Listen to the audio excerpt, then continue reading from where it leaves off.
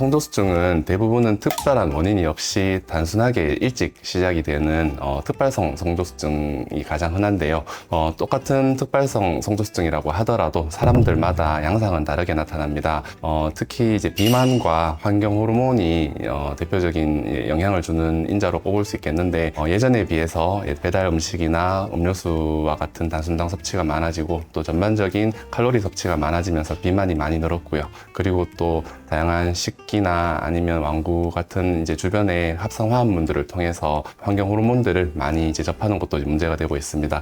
그런 환경 호르몬들은 우리 몸에서 이제 다른 호르몬과 비슷한 작용을 하는 경우도 있고, 이제 유전자 발현에 영향을 주기도 하기 때문에 내분비계 교란 물질이라고 하는데, 이런 것들 때문에 이제 사나이들은 좀 더 빨리 진행을 하기도 하고 하는 그런 이제 개인적인 차이를 둘 수가 있겠습니다.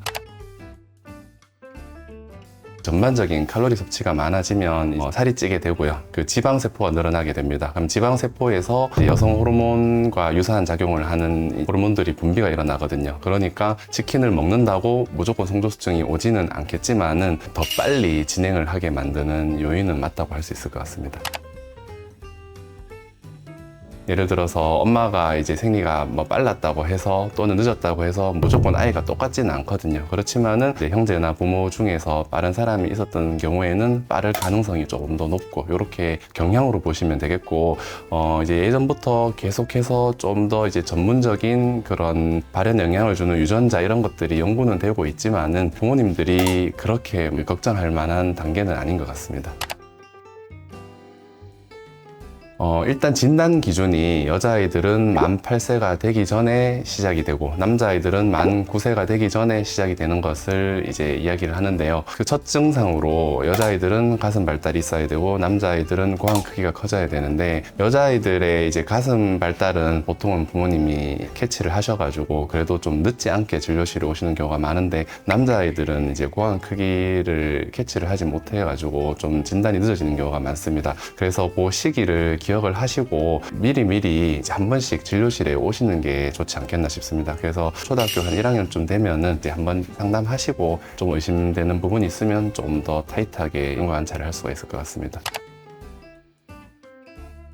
여자아이들 같으면 만 8세 이후에 가슴 발달이 시작이 되고 이제 사춘기가 진행이 되는 것을 이제 정상이라고 하는데, 보통은 가슴 발달이 시작이 되고 계속해서 뚜렷하게 진행할 경우에는 한 2년에서 3년 뒤쯤에 이제 생리를 할 수도 있습니다. 그러면은 아무리 정상 범위라고 하더라도 4학년 2학기, 5학년 1학기 정상이라고는 하지만은 부모님이 느끼시기에는 좀 빠른 상황에 이제 생리를 할 수도 있게 되고, 아무래도 6학년 때 생리를 한 아이랑 4학년 때 생리를 하는 아이랑 나중에 이제 최종 키는 달라지게 되거든요. 아무래도 이제 초경을 일찍 하면 성장 기간이 짧아질 가능성이 높아서 그렇습니다.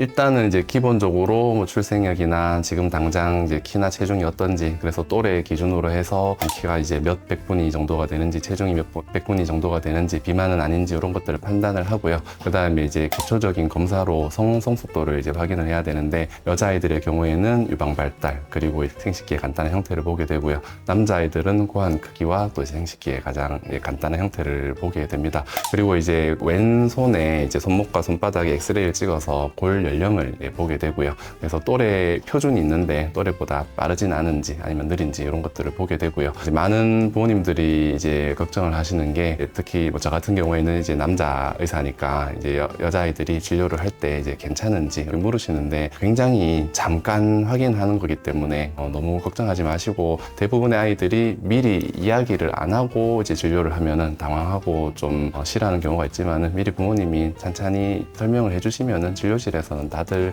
그냥 무난하게 잘 진료를 받으십니다. 그래서 그런 성성숙도 확인하는 부분에 대해서 너무 걱정을 하지 않으셨으면 좋겠고요. 진료에 있어서 필수적인 요소이기 때문에 꼭 확인을 해야 됩니다.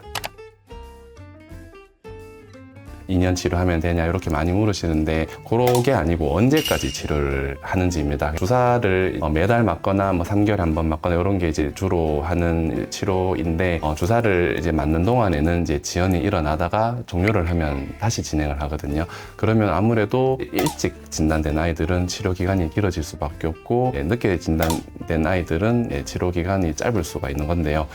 그래서 이제 언제까지냐는 보통 이제 여학생들의 경우에는 초등학교 5학년 한 중후반까지 치료를 하는 게 일반적이고 남학생들의 경우에는 6학년 한 중후반까지 치료를 하는 게 일반적이고요. 그렇지만 아이에게 도움이 더 된다고 판단이 되면 좀 더 쓰기도 하고 더 일찍 종료를 하는 경우도 있습니다. 성조숙증 때문에 살이 찌는 거는 아니고 처음에 말씀드렸던 것처럼 체지방이 많아지면 사춘기 진행이 빨라지거든요. 그러니까 체지방이 많아지면 사춘기 진행이 빨라질 수 있다 이렇게 기억하시면 되겠고 성조숙증 치료 자체는 체중에 영향을 주지는 않습니다.